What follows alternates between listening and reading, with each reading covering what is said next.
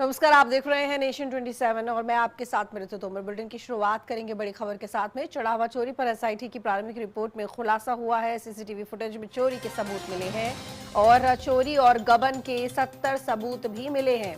चढ़ावा चोरी की गिनती में चोरी गबन के सबूत मिले। अनुकल्प मिश्रा, अविनाश लवकुश चोरी करते दिखाई दिए। करुणेश रमाशंकर मिश्रा चोरी करते सीसीटीवी में दिखाई दिए। सोना चांदी दान के लिए अलग रसीद का सिस्टम था। चढ़ावे की काउंटिंग से जुड़े सभी नियम धीरे धीरे बदल गए। टिन्नू यादव के पास हुंडी की सारी चाबियां रहती थीं। टिन्नू की सिफारिश पर ही नियुक्तियां होती थीं। जूते और मोजे में नोटों की गड्डियां छिपाते दिखे चोर।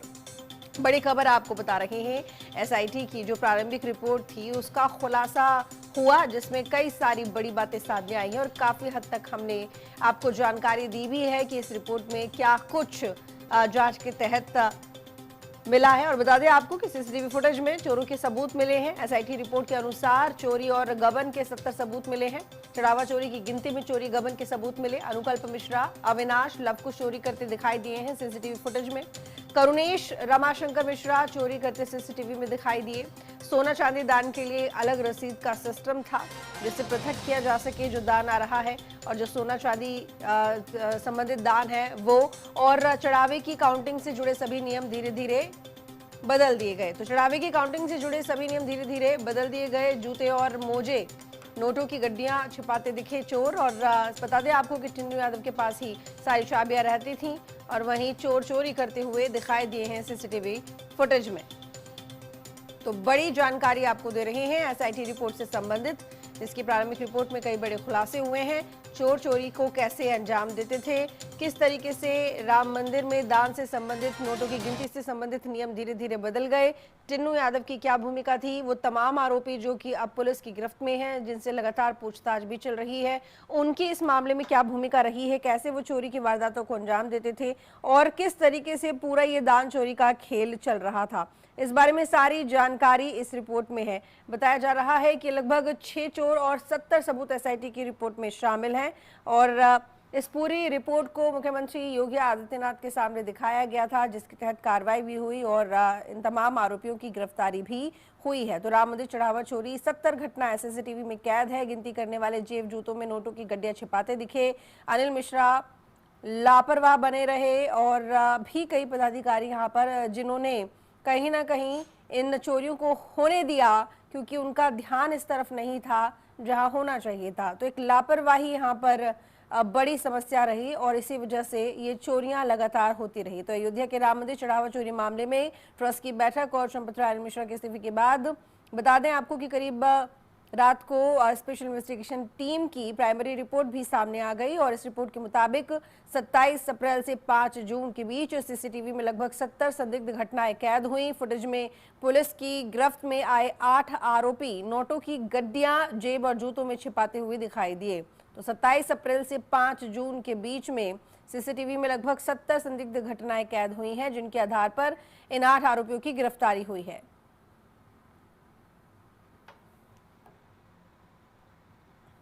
भगवान श्री राम लला के इस विशाल मंदिर के निर्माण के अत्यंत आनंददायी पर्व के पश्चात आज एक असाधारण स्थिति निर्माण हो गई और उस असाधारण स्थिति में हम सभी लोगों ने ये निर्णय किया कि न्यास की जो बैठक हमारी 11 जुलाई को होना तय था, उसे हमने 6 जुलाई को ही जितना जल्दी हो सके उतना जल्दी सोच करके और लघु सूचना पर आज उसको संपादित किया। इस बैठक में हमारा पूर्ण कोरम बड़ा अच्छा रहा। पूज्य अध्यक्ष महोदय हमारे महंत नृत्य गोपाल दास जी महाराज, स्वयं पूज्य शंकराचार्य जी महाराज, युग पुरुष परमानंद जी महाराज, हमारे पेजावर के विश्व प्रसन्न तीर्थ जी महाराज और हमारे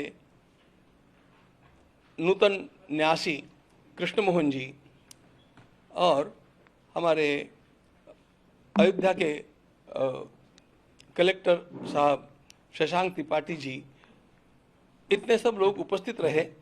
और श्रीमान नहीं, एक नाम और जोड़ना चाहिए मुझे, निर्मोही अखाड़े के पूज्य संत दिनेश जी महाराज ये भी उपस्थित थे, दिनेश चंद्र जी महाराज, दिनेंद्र जी महाराज, ये सब उपस्थित थे।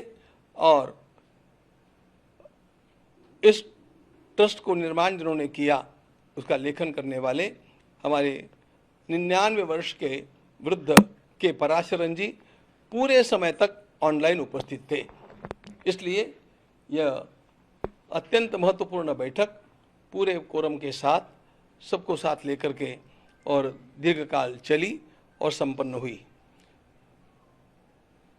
हम सबको सबसे बड़ा दुख ये था कि जिस परिस्थिति का सामना आज पूरे समाज को करना पड़ रहा है वह अत्यंत वेदनादायक है।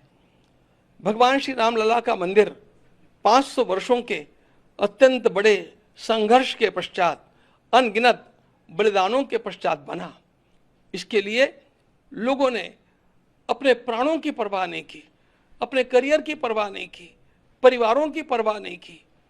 और उस मंदिर के बनने के पश्चात यह जो यहाँ पर चढ़ावा चोरी का कांड हुंडी के दान पात्रों के क्षेत्र में गिनती के समय हुआ है, यह हम सब लोगों के लिए अत्यंत लज्जाजनक स्थिति है। हम सब लोग इससे आहत हैं, हम दुखी हैं।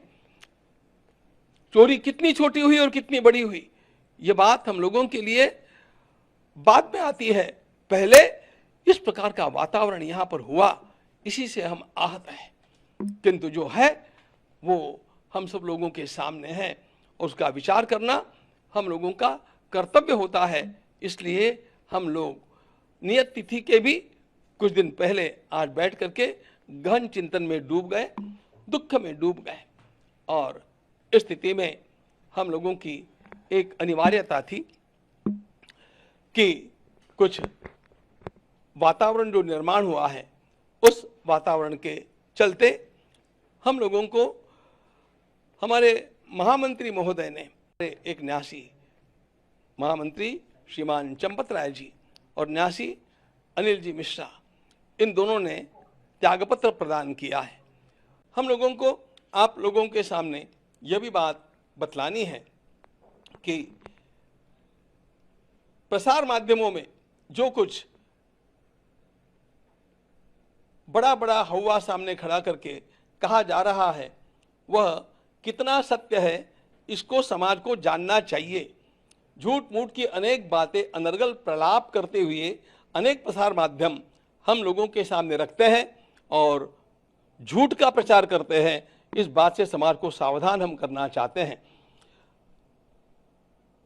हमें कहा जाता है कि वहाँ पर केवल दान पात्रों में चोरी नहीं हुई तो अनेक अच्छे अच्छे पदार्थ जो दिए गए, अनेक वस्तुएं जो प्रदान की गई वे भी कहाँ गुल हो गई, वे कहाँ चली गई। उन सारी वस्तुओं का रजिस्टर हम लोगों ने आपके सामने आपको दिखाने के लिए लाया है।